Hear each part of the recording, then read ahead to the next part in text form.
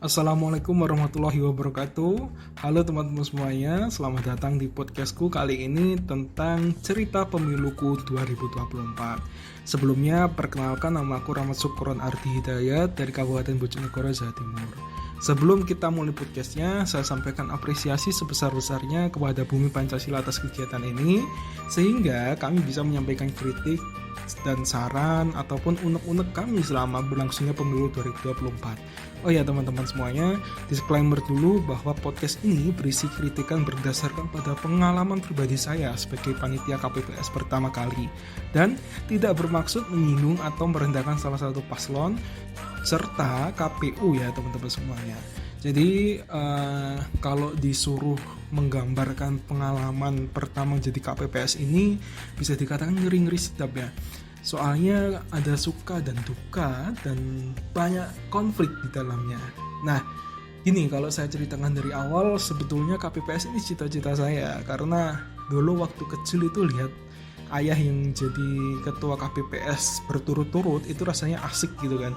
Terus lihat orang nyoblos, terus habis itu lihat gambar-gambar partai, kemudian elektabilitas survei dan lain sebagainya. Itu kan kalau dulu kita lihatnya lewat koran ya, jadi bukan agak sih, tapi sangat menarik gitu loh buat aku yang suka dengan hal-hal yang seperti itu. Nah, akhirnya karena dulu belum bisa daftar, pada tahun 2024 ini mendaftar karena usia yang sudah cukup dan singkat cerita saya terpilih menjadi panitia KPPS di TPS 7 Desa Campurjo, Kabupaten Bojonegoro. Tempatnya sih di SD Campurjo 2 Bojonegoro. Nah, jadi enak sih tempat TPS ku. Tapi ya gitu, banyak pengalaman menarik dan pengalaman yang bisa dikatakan agak-agak membuat frustasi gitu kan ya. Jadi sempat juga itu waktu ada, kan aku bagian sirekap nih ya, ada kejadian itu di TPS aku itu untuk data pilpres dan wakil presiden itu kan nggak bisa diedit ya. Itu dapat briefing itu kan baru pagi hari gitu kan. Sementara yang pemilihan legislatif itu bisa diedit kalau ada kesalahan membaca sistem sirekap gitu kan. Dan ternyata kejadian betul kan di TPS ku itu untuk yang salah satu paslon presiden itu ada yang suaranya tergelembungkan hingga 300 gitu kan. Dan ternyata wah, itu konfliknya luar biasa sekali teman-teman.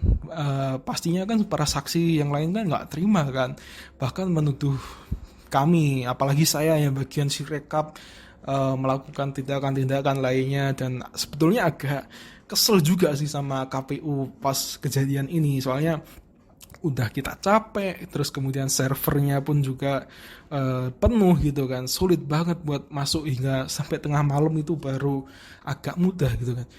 Dan hingga pada akhirnya kita berusaha menjelaskan dan kita laporkan ke Bawaslu. Ternyata pun juga dari Bawaslu kita diarahkan untuk kita pasrahkan saja.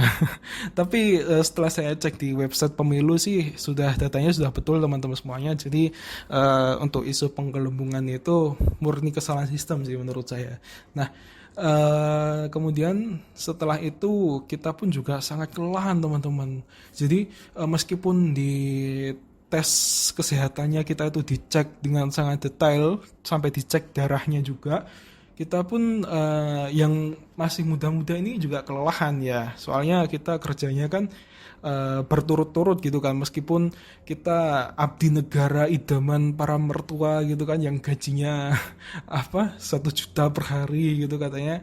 Tapi ya memang sangat mencapekkan sih, kita harus standby. Kemudian kita penghitungannya itu sampai tengah malam loh teman-teman, karena ada DPRD provinsi itu harus diulang gara-gara selisih suara gitu kan.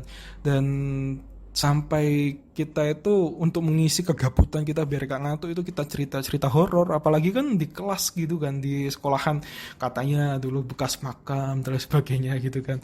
Dan itu seru juga sih, tengah malam gitu makan nasi kucing, terus habis itu sambil minum es.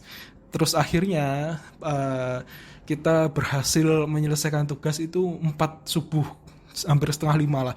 Dan itu kita itu ternyata nomor 3 loh, nomor 3 yang selesai. Jadi TPS lain itu masih banyak yang belum, soalnya TPS di desa saya itu ada 18 atau 19 gitu.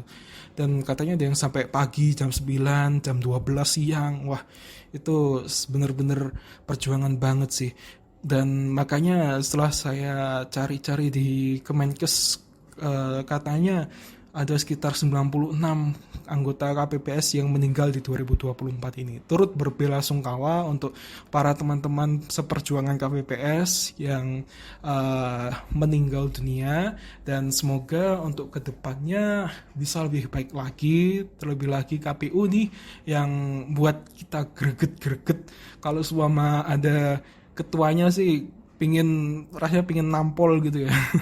Soalnya ya saking gregetannya kita sebagai garda terdepan gitu kan, udah capek, kemudian ada banyak permasalahan lagi. Kita memang tahu sih KPU juga memiliki banyak tugas dan lain sebagainya, tapi semoga saja kedepannya bisa lebih optimal. Terlebih lagi sekarang menjelang pemilu kada ini dan kita akan bertugas kembali, semoga saja bisa lebih baik. Dan untuk periode selanjutnya 2029 semoga bisa